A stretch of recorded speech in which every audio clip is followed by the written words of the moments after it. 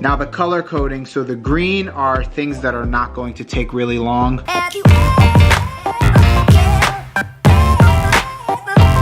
What's up everybody? Welcome back to another one of my videos. I am Ramy B. What I'm going to be doing today is showing you how I organize my planner for the school semester. For me, I use my planner for more than just school. I use it to list down my school assignments and due dates, quizzes, exams, things like that, but I also use it for my everyday chores, any errands I have to run, and I kind of use it as an all-around thing. I'm the type of person that likes to have everything planned out. I like to have everything written down on lists so I can cross them out. I get kind of like a sense of satisfaction when I see them crossed out. So what I'm going to be doing is showing you a small clip of me writing things in my planner, and then once I'm complete, I'm going to show you the final version and kind of explain my process and why it works for me. Before we get started, make sure you click the subscribe button down below, like this video, and feel free to leave a comment about what you think of my video or just the ways that you use your planner or how you organize your tasks. So let's get started. So what I typically like to do is, obviously I start off at the date that I'm currently at.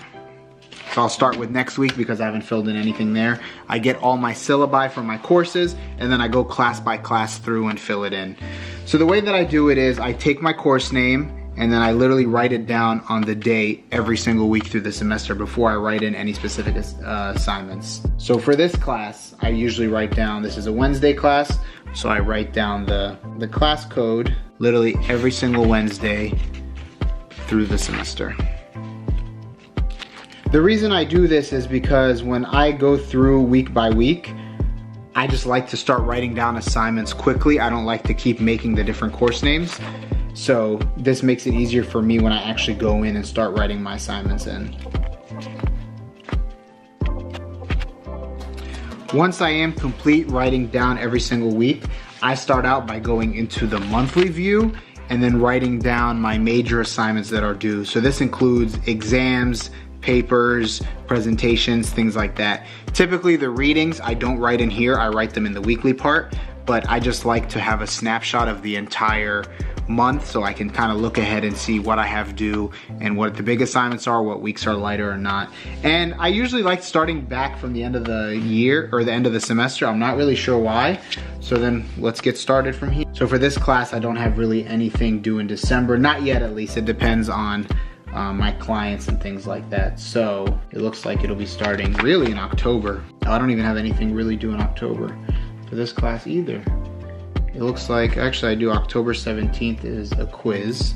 So I'd literally write in practicum quiz.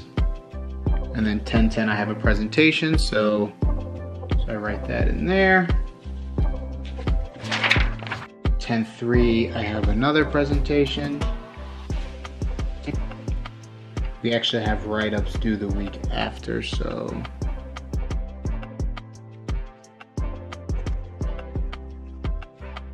So this class is a practicum of assessment, so I'll be administering assessments to clients. So I don't have a lot of big assignments due, just a few.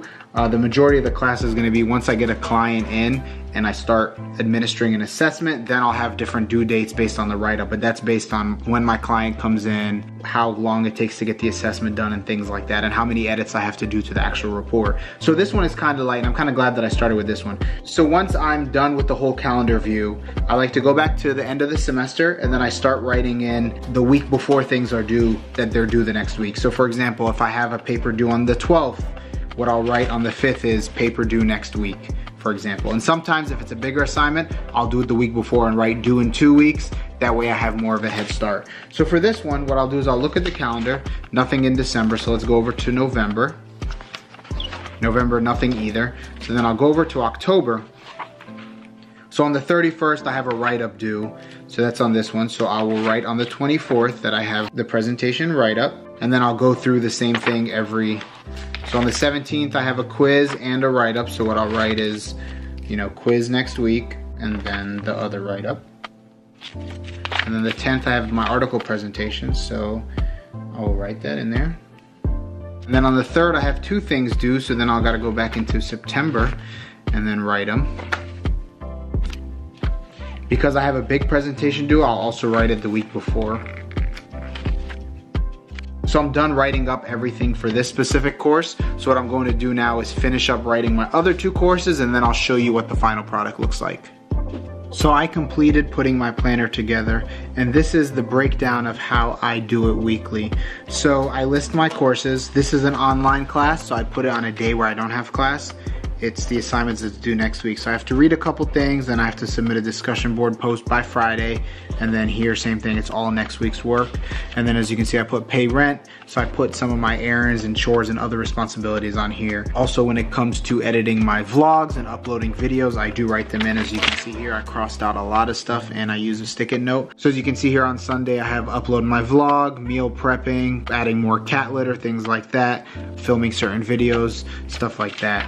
I don't have those in there now because I don't want to commit to specific videos based on my schoolwork. As you know, I'm posting twice a week, but some weeks I do post once. So I don't write that stuff in. Kind of the errands and responsibilities and chores I have to do, I write them during that week, so I don't write them ahead. So probably this Sunday, I'll start filling out for next week what chores and stuff I want to do. We'll get to the monthly part later. So yeah, every week I have stuff written down here for each class. Very simple, very organized, so I know my Tuesday class, my Wednesday class, and then my online class.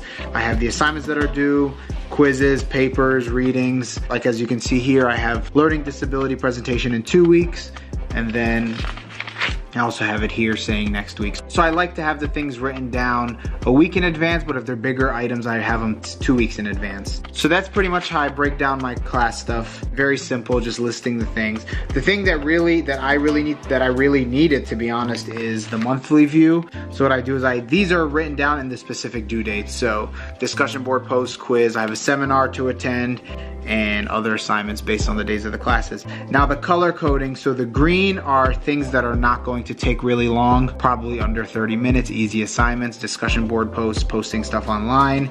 Yellow is another easy type of thing, but I wanted to separate it from the others because this is like a lot easier. So yellow is like the really, really simple stuff. And then orange are my bigger assignments that are gonna take more time. So a paper, another paper, writing a report, protocols. Same thing here, some orange things, some yellow.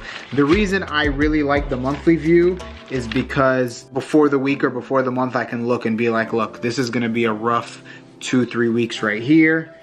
August is obviously done, pretty much. October, it's a little more spread out in October. Sorry if it's not centered. And then, you know, November things really die down. I have break, not too many assignments, and then December, a test, paper, a quiz, and then a course eval. So really my semester is very top heavy. The reason I do this is because I tend to get overwhelmed and stress easily. So when I have all my syllabi at the beginning of the semester and I'm just looking at them, I get very overwhelmed because there's just a list of stuff I have to do.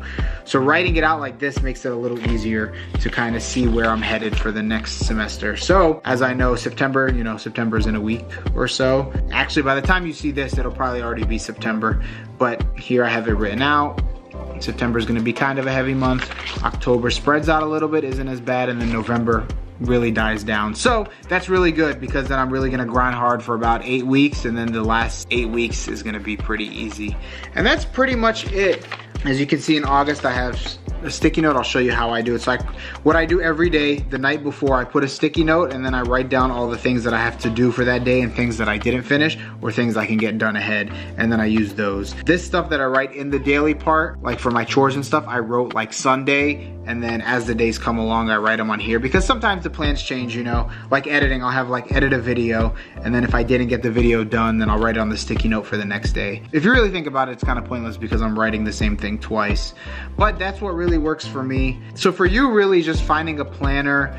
There's the Passion Planner, I believe it's called, that a lot of people like. It's a little more expensive.